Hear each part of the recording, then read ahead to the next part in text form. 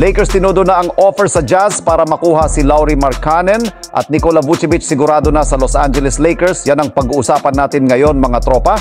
Pero bago yan mga tropa, baka pwede ka mag-subscribe sa aking channel para manalo kayo ng tropang basketball jersey. Maraming salamat mga tropa, let's go!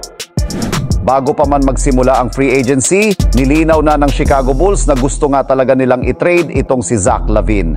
In-offer na rin naman ito sa ibang team na sinamahan pa nila ng isang future first round pick apang may magkagusto na kumuha dito sa isang trade.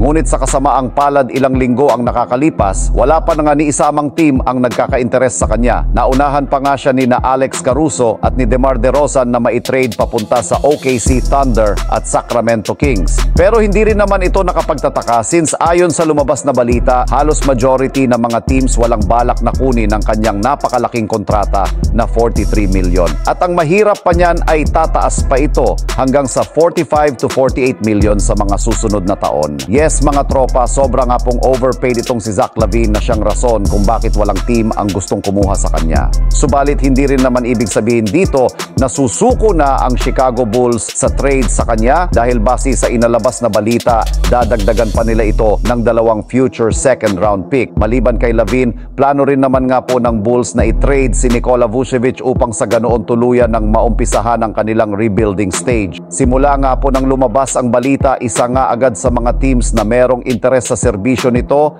ay ang Los Angeles Lakers na desperadong makakuha ng bagong big man. Samantala, dito naman tayo sa ating sunod na pag-uusapan ngayon sa balitang bagong trade offer ng Los Angeles Lakers para makuha si Lauri Markkanen mula sa Utah Jazz. Dahil nga mga tropa, umabot na sa 15 players ang kanilang kasalukuyang lineup, ay wala na nga po silang bakante pa na panglalagyan kung kukuha man sila sa free agency. Kaya no choice nga sila kundi either mag-trade o mag-waive sila ng at least 2 players sa kanilang lineup. At ayon nga sa kalalabas pa lamang na balita ng Lakers insider na si Jovan Buha ng The Athletic, kung sakasakali man na daw po na magtanggal ng player si Rob Pelinka sa kanilang lineup ngayong off-season, ito nga daw po ay walang iba kundi ang kanilang mga role players na sina Christian Wood at Cam Reddish. Ngunit imposible rin naman nga dyan nga tropa na mag-waive ang Lakers ng kanilang player, gayong parang nag-aksaya lamang nga sila dito ng players. Kaya ang isang paraan na lamang nga upang makagawa sila ng pagbabago sa kanilang team